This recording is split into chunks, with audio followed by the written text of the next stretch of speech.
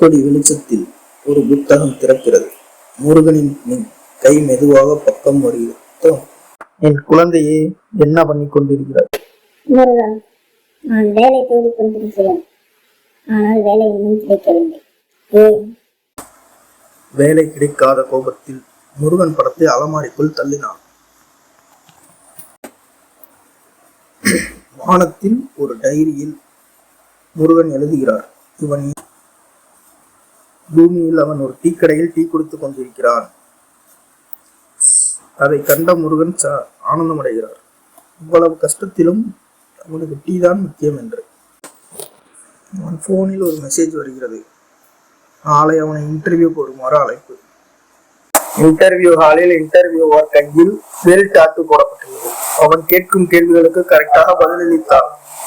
அதனால் offer letter அவன் கையில் கிடைத்தது. அதை வாங்கியவுடன் ஆனந்த கண்ணீருடன் நின்றார். கண்ணாடியில் முருகன் ரிஃப்ளெக்ஷன் தெரிந்தது. வீட்டிற்கு வந்து முருகன் படத்துக்கு முன் தீபம் ஏற்றி வைக்கிறார். முருகன், என் குறை தீர்க்க நான் எப்போதும் இருப்பேன்.